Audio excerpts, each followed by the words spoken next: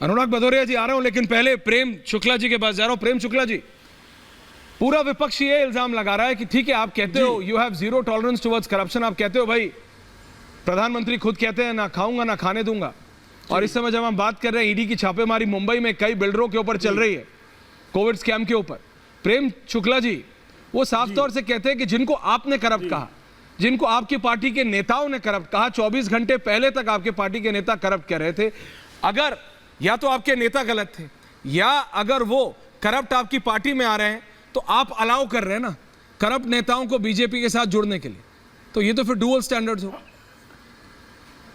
एक तो हमारी पार्टी में कोई नहीं है, लेकिन जब हम करप्ट कह रहे थे तो उनको ईमानदार कौन कह रहा था? उनको ईमानदार तो शरद पवार कह रहे थे, उद्धव ठाकरे कह रहे थे, पूरी कांग्रेस कह रही थी, नीतीश कुमार कह रहे थे, लालू प्रसाद यादव सर्टिफिकेट लिए बांट रहे थे। आज वो उनकी दिखा में करप्ट हो गए क्योंकि उन्होंने पाले के इस तरफ चले आए। वो भाई जो कन्विक्टेड हैं श्रीमान लालू प्रसाद यादव, जिनके करप्शन के खिलाफ ही पहले समता पार्टी गठित हुई, कालांतर में जनता दल यूनाइटेड गठित हुई, जिनके खिलाफ मामले जनता दल यूनाइटेड के सदस्यों ने दायर कराए कि जिनके खिलाफ जमीन के बदले नौकरी का मामला ललन सिंह ने दायर कराया, और ललन सिंह ही जो हैं जो इनके अध्यक्ष हैं वो स्वयं सीबीआई डायरेक्टर के पास गए मिलने के लिए। आज वो कह रहे हैं नहीं साहब ये तो करप्ट है ही नहीं, जो को 4 बार कन्विक्ट करार दे दिया गया, उस पार्टी के जिसके राष्ट्रीय अध्यक्ष को 4 बार कन्विक्ट किया गया हो, वो अत्यंत प्रिय लगने लगे। भाई उद्धव ठाकरे जो हैं वो क्यों गए थे कांग्रेस एनसीपी के साथ?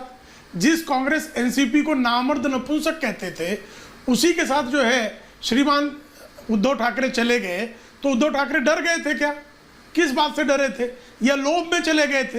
ये उनकी लंपटता थी? यह भी स्पष्ट कर दें। अगर उद्धव ठाकरे का सीधे जो है लड़ना भारतीय जनता पार्टी के साथ और सरकार बनाना कांग्रेस के साथ नीति है, तो एकनाथ शिंदे उनके साथ अगर 41 विधायक और 13 सांसद यह निर्णय लेते हैं कि हम जिसके साथ चुनाव लड़े हैं उसी के साथ सरकार बनाएंगे, तो अनीति कैसे हो गई?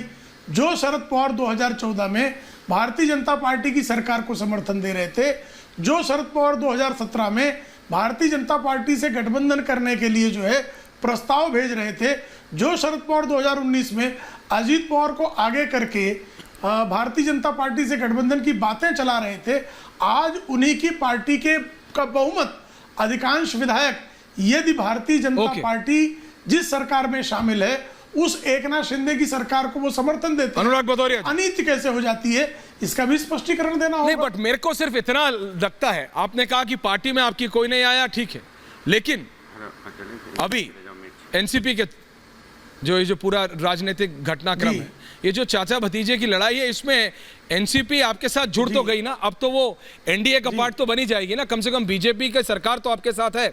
तो विपक्ष ये कहता है, प्रेम शुक्ला जी और अनुराग भदौरिया जी, लेकिन उनके खिलाफ हमारे नहीं बोलिए। ठीक है, अच्छा मैं इसका उत्तर देना चाहूंगा। बहुत अच्छा प्रश्न है आपका, बहुत अच्छा प्रश्न है, मैं इसका उत्तर देना चाहूंगा। देखिए कृपा करके बताइए, भारतीय जनता पार्टी के साथ जो भी अलायंस में है, किसी के खिलाफ जो भारतीय जनता पार्टी ने आरोप लगाए थे और जो जांच चल रही थी, किसकी जांच बंद? Are you saying are they still corrupt? आप कह रहे हैं कि अजीत पवार करप्ट हैं, पर हम उनके साथ सरकार बना चले गए, तब भी जांच नहीं बंद हुई। लेकिन ऐसा बहुत सारा मामला है जिसमें कांग्रेस का साथ देते ही मुलायम सिंह यादव के परिवार के खिलाफ बेहिसाबी संपत्ति का मामला बंद हो गया था। अनुराग जी आ रहा हूं। अमर सिंह ने तहलका को इंटरव्यू देकर बताया था। और विश्वनाथ चतुर्वेदी जो कांग्रेस के हैदरगढ़ से प्रत्याशी थे और मुलायम सिंह यादव परिवार के खिलाफ बेहिसाबी संपत्ति के मामले में पेटिशनर थे, वो आज भी कहते हैं कि श्रीमती सोनिया गांधी ने समझौता कर लिया था। तो भ्रष्टाचारियों से समझौता करने का उनका रिकॉर्ड है। भारतीय जनता पार्टी ने जिस पर आरोप लगाया हो, जिसकी जांच शुरू हुई हो, किसकी जांच बीजेपी कह रही है भाई करप्ट हो, लेकिन हम सरकार बना लेंगे। समाजवादी पार्टी के प्रमुख का दिया, हर्षवर्धन।